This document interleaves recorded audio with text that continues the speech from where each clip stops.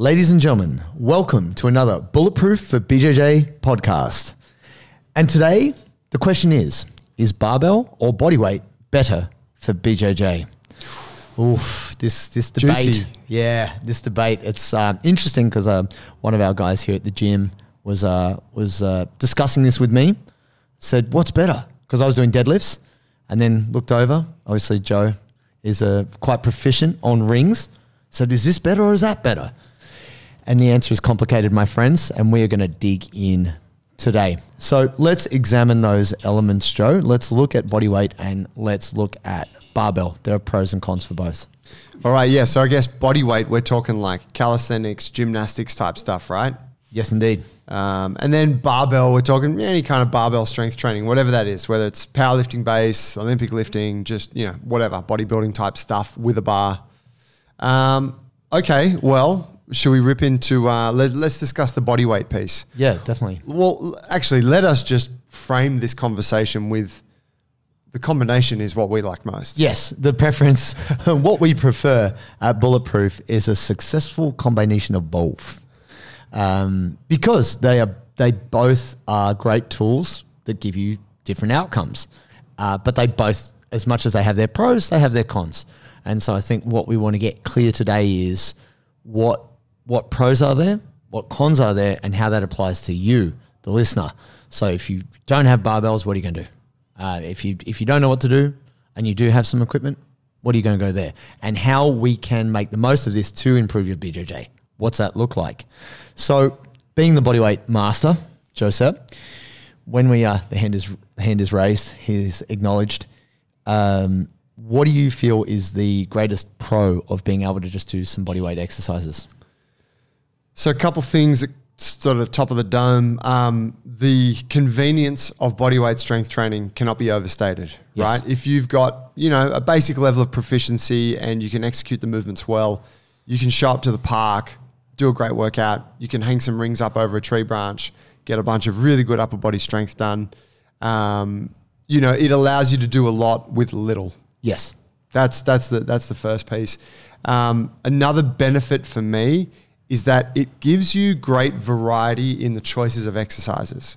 And I guess we can go into why that occurs. But, beyond the typical bodyweight squat, push-up, kind of chin-up thing that you might see in like a standard kind of calisthenics sort of routine. Once you know some of these more obscure gymnastic progressions, mobility drills, different ways of strengthening the upper body, working on the rings, etc. There's so much variety to the stuff you can work on. Yes. And I guess the thing I would say too, when we're comparing and contrasting some of the strongest people in the world who do barbell stuff, but then also when we look at an Olympic gymnast, you'd be hard pressed to find, like you look at a rings routine, you would be hard pressed to find anybody relative to their body weight who has that level of strength. Like that's just, it's a remarkable, ridiculous. It's crazy. And, but this is what I'd say, there's people out there who can deadlift, like Eddie Hall, for example, 500 kilos. I question as to whether or not that man could do a muscle up. I really question that. And I feel like that's seriously lacking. Obviously, that's not his gear. He probably could, of all people, because he's a fucking freak. I don't think he could get it over his belly. I just don't think he could get that big belly. He's kind of lean these days, though, I think. Well, for boxing, because he's transitioning out of World's Strongest Man, right? So to his credit. But I mean, I hear what you're saying. Like the standard, like strongman kind of big, strong, sort of powerlifter approach. Yes. They're going to have a real hard time manipulating themselves around a pair of gymnastic rings. That's right. Because they've trained to have certain levels of inflexibility. But when we're talking about BJJ, you got to be strong, but you also got to have that flexibility. And I feel like that's definitely the drawback of more conventional training, which, the advantage in the skill and the coordination in body weight is these are movements that you will find in jiu-jitsu, to have that flexibility and have that strength. It's true. I think just on that, there's the variety of exercises and the fact that, it's hands on the ground, it's hands on the bar, and then it's manipulating your body around that fixed object. there's like a coordination and a skill development that comes from that you can't replicate with barbell strength training, because barbell strength training is different, right? You are moving the bar. Yes. Like it's a closed chain action. It's a closed chain action. No, it's open chain. Well, it just depends on the movement, right? Like we won't go super hard into that, guys. If you have no idea about closed chain, open chain movement, that's okay. But you're right, Joe, in saying that this is true in jiu-jitsu. A lot of the bodyweight work is about how you control your own body, which is referred to as relative strength. And there's a lot of people out there who say they're strong, but their relative strength is not so good. Their power to weight ratio is crap. Yeah. And that's where bodyweight's really good. But maybe we can, we're not rubbishing it, but let's talk about maybe the downsides. Well, there's always downsides, right? And I guess important to say, like any type of training has downsides, which is why we think that a combination of methodologies is really what produces the best outcome, because you're helping to reduce the potential downsides and increase the upsides. Yeah. And broadening your exposure. I think that's the thing. Like in jiu-jitsu, even though they don't tell you, you're going to get exposed to a lot of crazy stuff, a lot of crazy movements you're not familiar with, and they'll get loaded by another person's body. That's right. Which is some crazy business. When I look at, because I guess traditionally in my training, I did a lot more barbell, kettlebell, dumbbell lifting in my life, and then in more recent years have done more bodyweight training. So it's not a bias, it's just that's more where my skill set lies. So I just understand the different principles around doing that. And I admit, I was just saying before we started recording, I'm much better with my feet on the ground. If my feet are on the ground. If you've seen this guy's fucking tree trunk legs, you know exactly what he's talking about. Got my roots. You have the thickest legs I've ever, like the joints and everything. I think it was a product of one being a chubby kid. So there was a bit of loading from a young age and a little bit of genetics. My mum has the thickest legs going around. Right so on. There's some genetic advantages as well as some lifting. But that said, I admire the skill of body weight, but I see a lot of people out there who don't know what they're doing some very crappy versions of what body weight training should be. And you would have seen that yourself, Joe. Yeah, great observation. I think bodyweight training is hard, right? Like we touched on, there's a greater level of skill and coordination that comes from doing it. The trade-off there is that if you don't know how to do it properly, like you haven't been coached, there's a higher chance that you're going to fuck it up. Yeah. Oh, yes. And I mean, you only have to look at pretty much every jiu-jitsu academy I've ever been into when they have push-ups in the warm-up, and it is an abortion. Like it is like, yeah. I don't mean to make fun of that word, but no. It's like, it's like, oh guys, we can do better than this. Yes. But it's this thing with bodyweight training where we believe that it's kind of inherently built into us. Yes. It's like everyone thinks, I know how to do a push-up, a sit-up, I know how to do a pull-up, I know how to run. And it's like, no, unless you've had coaching on that stuff, you actually don't. That's right. So like bodyweight strength training, calisthenics gets used in warm-ups all the time and it just gets mutilated. Yep. So the downside there is that, if someone's ever taught you how to do it, chances are you're probably not doing it particularly well. Going to struggle. And that's going to cause issues of its own, right? Yes. Like if you don't know what to do with your shoulders and you're doing bad push-ups and bad pull-ups, you are going to create imbalances in your shoulder joint. Correct. And the other thing I was going to say on that is sometimes how do we go from I can't do a pull-up to being able to do a pull-up? People don't necessarily know the progressions, regressions. You know, they see someone do 10 pull-ups and they're like, oh, it can't be that hard. And then they try and they struggle to get one. How do you bridge that gap? That's where I feel like even though bodyweight training, calisthenic training doesn't require equipment, which is great, it requires a lot more knowledge and skill. And if you don't have that knowledge and skill, it's hard to progress. Yeah, and let's break that down a step further. Like the comparison there is if you're training with a barbell, anyone can lift a barbell. You just make it lighter for the newer individual or you make it heavier for the stronger individual. So it's very simple to progress it. Yes. The movement doesn't change. With bodyweight strength training, your body weight is fixed. So you can't just take a given movement variation and really adjust it. You can a little bit, maybe put your feet on the ground or get someone to spot you.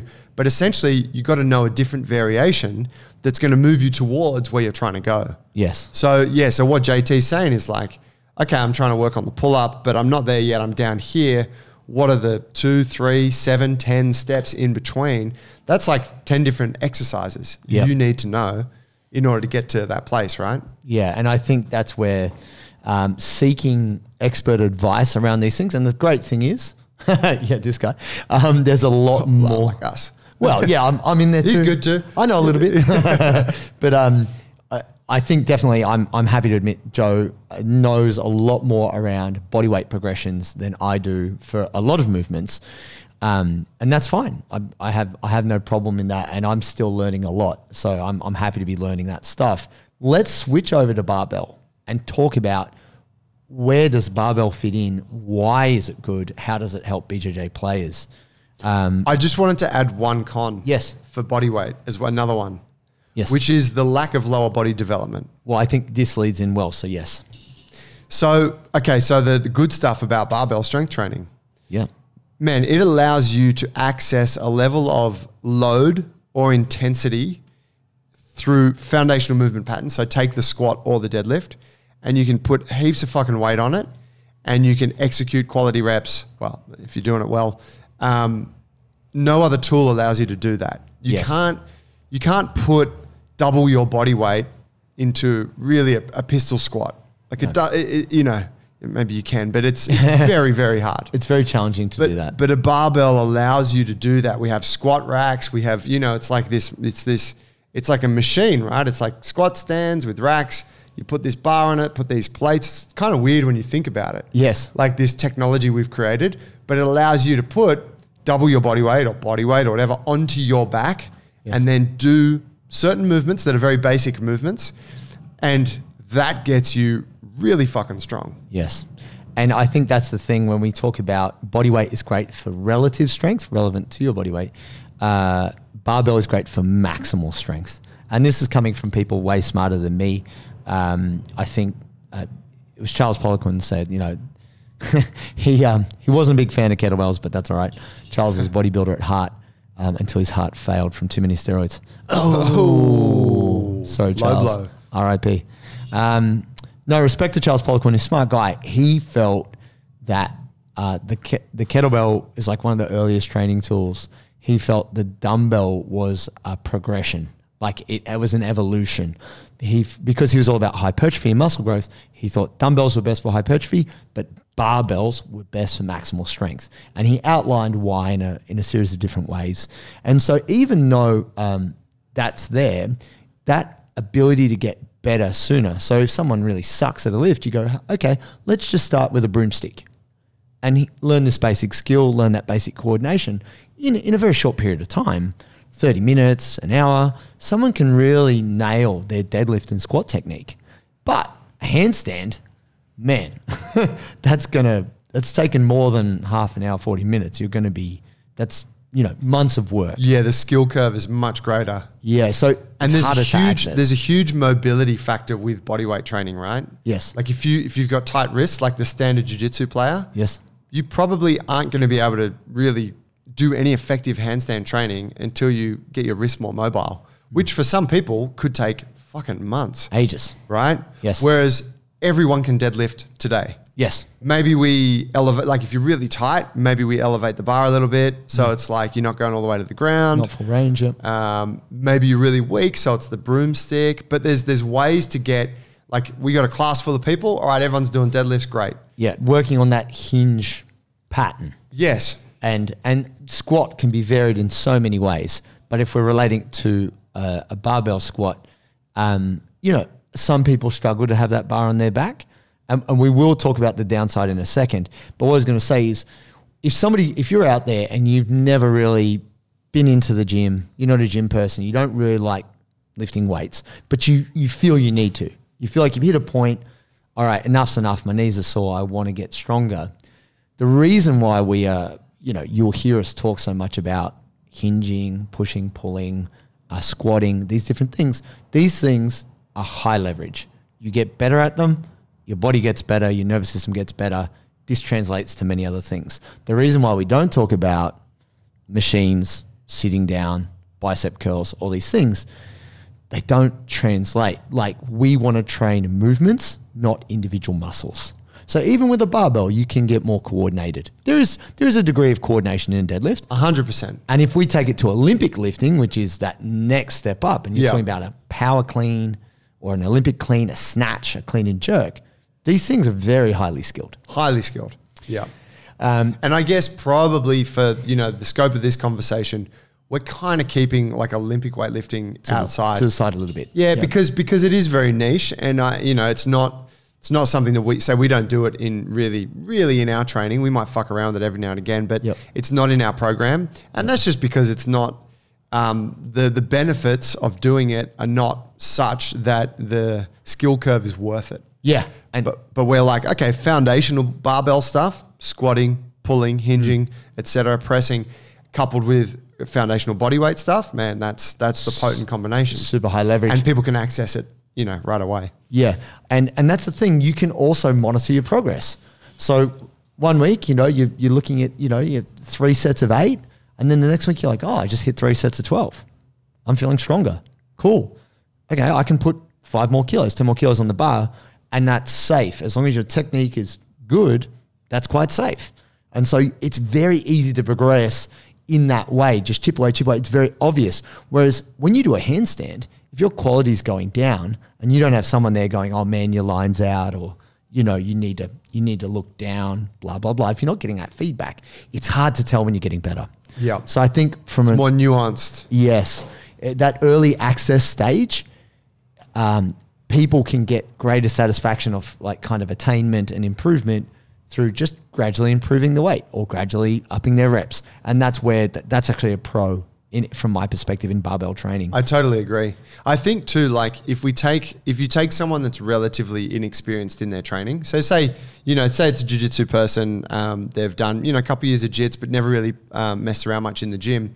If we take that person and you're like, hey, here's, some really complex bodyweight skills we're moving towards, and even developing like simple pushing exercises like push-ups into dips, ring dips, whatever. There's going to be a period of like that person's going to have to suck at those exercises. Yes. Probably because they're going to have mobility issues. They're going to have like lack of body awareness because they haven't really ever worked on this sort of stuff. So all of that equals them kind of sucking at those exercises for a little while. Whereas going back to that idea of we can deadlift today, we can like lunge or squat today, that person can get kind of like maximal satisfaction from those exercises. Yes. They can go home and be like, oh man, my quads are so sore, my hamstrings are so sore. Yeah. They don't have to face this, oh, I'm just shit at that exercise. It's like, oh, no, I was actually pretty good at those exercises. Yeah. And you could argue, and I would, that for someone who's coming into the strength and mobility realm, you don't want to put them off with like really hard stuff that they have to suck at straight off the bat. I agree. A little bit of that is fine, right? But there's got to be some shit in there. They're like, oh, I did pretty good at that. Yeah, and I think this is true of jiu-jitsu as well. Like human learning behavior, you've got to feel like you have a degree of, obviously you recognize this is not what I know, but you feel like you learned something and you felt like there's a degree of progress, attainment, however small that might be. And I believe it is easier with barbells than some bodyweight movements. But there's a problem with barbell work because it is a bit 2D. It's a bit linear because there's plenty of people out there. You see them, say classic kind of movement, like not necessarily CrossFitter, but people who just do barbell training, powerlifters. You put them off kilter or you get them to do rotation and they suck. You get them out of that 2D mode and they struggle. And jiu-jitsu is 3D, 4D. It's all over the place. And I believe, just from my own experience, when I've spent too much time doing barbell work and just getting into the powerlifter mode, squat, bench, dead, actually my jiu-jitsu starts to go down because I don't move as well. I'm just not as dynamic, and I become more static on the mat, and then I'm getting out positioned. Sure, I'm strong enough to just hold someone there, but that's not good jiu-jitsu. Like that's just me being that stall guy, which is me at my worst.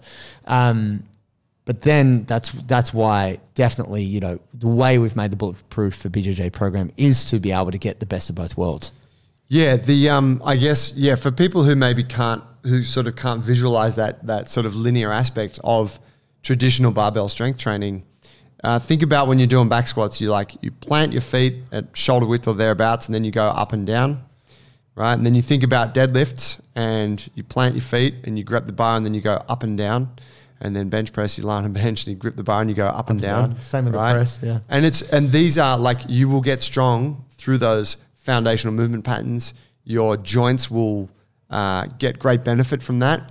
But if that's all you do, like JT said, as soon as you get taken outside of that up and down position, like, oh, now you're balancing on one leg, someone's stuffing your head, you shot on a single or something, and you know, it's like, fuck, you're not prepared for that. Like so we have to see that stuff as good for building a base, but then we have to do stuff that prepares us outside of that. That's where the combination really comes into play. That's where kettlebells come into play too, right? Definitely. Like single-sided, unilateral stuff, you know, whatever it is, Bulgarian split squats or Turkish get-ups or single arm rows. Now we're starting to bring in a little bit of this, like left loaded, right loaded, bit of rotation, bit of hinging aspect to it. And that combination is what rounds it out nicely. Yeah. So if you are just doing the barbell stuff, chances are you are missing out on that. Yeah, definitely. And look, guys, I think this is where there's a misconception, because people go, oh, well, I've got to just choose one or the other. And that's not true at all. Like, yes, it's good to learn and fundamentally understand each individually, but really the best workout you can get is knowing the right tool for the job. So if you are trying to strengthen your hamstrings, strengthen your glutes, strengthen your lower back, because that's a weak point, then variations on a hinge motion, whether it is a deadlift or it is a kettlebell swing or it's a Jefferson curl or whatever that is, that you need that external load and you need to get into that to really build that, because that's something that, you know, just doing body weight is possibly not going to be enough. But on the flip side, if you're really trying to get that strong shoulders, mobile shoulders, you know, a skin the cat is an amazing movement. And being able to load your shoulders, not just through in a linear way, as in I push forward, I pull back, but through a rotational range of motion, like full range, that's something that you really can't find doing traditional barbell moves. You are going to have to go to the rings. You are going to have to hang upside down. That's to get there. I think a lot of the dogma around I do barbell strength training or I'm a bodyweight guy is, I think a lot of that comes from the places where we learn these skills. Yes. So it's like, you know, you might have seen John Jones doing his powerlifting some years ago and think, oh, fuck, I should do some of that. It's going to make me a better athlete. So, you know, you seek out like a place nearby your house and it's powerlifting gym and you go in there and it's a great crew, great coach. Yeah, we lift barbells. Cool. That's what I'm here for. Before long, or not before long, you're in there and it's like, where's your squat at? Where's your deadlift at? What need are to your get numbers? those numbers up. Yeah. And you're like, fuck, I got to get an extra day of training because I got to get those numbers up. Yep. And then it's like 6 months in and you're like, oh, fuck, I just got to keep squatting. And then before you know it, you're acting like a powerlifter. Yeah. Right? And that's how powerlifters act. It's the same as when you go to a jiu-jitsu academy. That's how jiu-jitsu players act, right? Yep. Like there's these cultures. And so one of the problems is that we get sucked into that culture and that dogma. Yep. And you know, and then and that's great because you do learn the ins and outs of these things, but you miss out on the well-roundedness. Yeah, and a great quote from Seth Godin. Also, shout out to Johnny Marsh. I fucking love Seth Rogen. Anything he says, I'm around it. Forget you, man. John Marsh, shout out. People like us do things like this. Yes. That's the quote, and it's that identification, that tribe thing. And what I guess if you're listening to us now and we speak to you and you're thinking about joining our tribe, we would say, guys, understand the value in everything. You've got to have the right tool for the job. And there was a time when I used to just be obsessed with kettlebells. Like I thought, nothing's better than this. You can't change my mind. And then I just did a bunch of reading about different literature and different science around strength development. And it made me go, well, actually, there is a limit on this. And then after a while, like I kind of got less emotionally attached to it. And I was like, right, it is good for certain things, but then there's all this other stuff which is good too. And so I've just got to identify what I'm trying to improve and then find the most efficient way to do that. And sometimes it doesn't require weight at all. It just requires you to better control your own body. So, I mean, if we bring this to thinking about how does this apply? How do we decode all this stuff and make it applicable to you guys? This is what I have learnt from my having been in the gym since I was about 12 years old. Having made the mistake of doing too much of one thing and not enough of the other, I, in each session, will have an objective, whatever it might be, whether it's my major movement pattern, whether it's a hinge or a squat, and there will be movements around that complement that. Now, if you can't do a pistol, loading up a heavy back squat to 90 degrees won't necessarily help you do a pistol. But if you improve your pistol squat, that actually will give you mobility and transfer that will actually improve your loaded back squat. So that sounds strange, doesn't it? What I'd say is that it is more intense to do a heavy back barbell squat. It is more skillful to do a pistol. So when we're putting together your workouts, we always try to, in the programming, put the big rocks first. Put the hardest thing first, so that even though, you know, we want you to be prepared for your workout and do all these things, we want to make sure that you're getting maximum bang for your buck, and that within a full workout, you are getting stronger, but you're also getting more skillful. And that's what I try to do. Even if I've got, like I know I've only got half an hour, I have to get my workout in. I'll pick 3 movements and I'll make sure that they are covering all my bases in terms of strength, skill, and coordination, and mobility too, like always working for full range of motion. I think, I think a good perspective for folks who are listening to this to take away from it is have a look at how you move and what your deficiencies are. And that is also relative to what your training experience has been or is. And you might be like, man, I'm really into like heavy barbell stuff. Like I've been deadlifting for years and I do feel really tight. And when I'm on the mats, I have a really hard time getting into a lot of these positions that, you know, the coach is showing us, right? You should take away, maybe I'm going to back off the barbell stuff for a little while and focus on bodyweight strength and the mobility work that you guys are putting out, because they're the things that are going to make the most dramatic changes to where you are and help to round out your physicality. On the flip side, you might be the kind of person that's like, I'm super mobile, I can get into any position, I have a hard time generating force. Like I don't feel like a strong person. Maybe you want to put on a bit more muscle mass. You're like, I wouldn't mind getting a bit thicker, like a bit heavier. That was one pro for barbell strength training. Yes. It does thicken your body because of that load, right? Thickens your bones, thickens your trunk, thickens the muscles along the spine. And this is dense. And this stuff is important, right? For a sport where people are trying to crank on your spine, fuck your joints up. You might think, you know what? I'm going to get some more of this linear intensity in my life. I'm going to get a couple days where I'm really focusing on loading it up and getting heavy and, you know, focusing more on the barbell stuff. And I mean, we haven't got a barbell specific program in Bulletproof yet. We will down the track. Yes. But you know, it's really is like the takeaway should be, okay, where am I at? What do I need? Okay, cool. Well, I can round out my physicality by doing a little bit more of that. Yeah. And exactly, Joe. I mean, the way I would phrase that is, what is the key to unlock your ability in jiu-jitsu? So for some of you, it might be, I need to get stronger because I'm getting squashed, and even though I can move well, I can't affect change on my partner. Whereas you get other people who are very strong and sure they could maybe pick up their partner and ragdoll them because they can affect change on their partner, but they actually don't have a lot of good body control. So they can't move themselves well. And so, yeah, for you to be able to identify that, and maybe you don't know.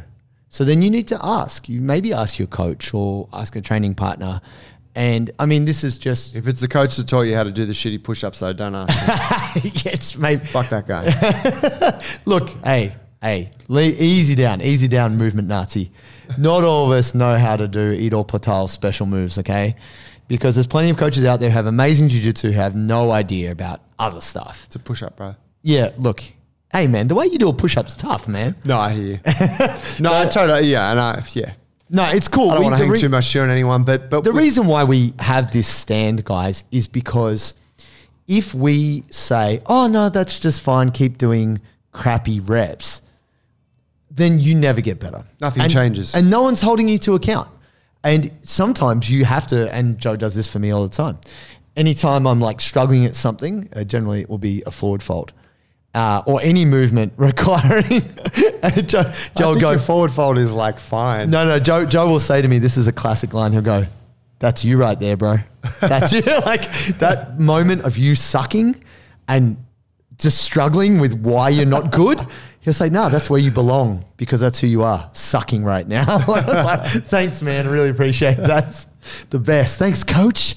But for you guys, if you are unsure, you can always contact us. So if you're doing a move and you're not sure, you need it assessed, either get your friend, your partner, somebody, or just set your phone up, very easy, set it up, record yourself, and you can either send it to us directly or post it on our community page, which is Bulletproof for BJJ Community on Facebook. That's what it's there for. We want to give you help. We want to be as useful to you guys as we can. So it's not a problem for you to reach out to us. And even if you're doing well, but you don't know what the next step is, we can guide you in that way. 100. So thanks for your time today, guys. Now, I want to give a quick shout out to all our friends in Maidenhead, England. Oh. Boat. And then also all our crew out in Iowa. Oh. Yeah, we got that international crew now. So we had a little look at the stats and we really appreciate you guys listening to us internationally. We got love for you. Hopefully you can decode our accents. Yes. No, you guys are legends. Thank you. Thank you for supporting the show from afar. And thanks to everybody out there for tuning in. The response has been amazing, even though we're just coming up for the kind of 3-month mark on this thing.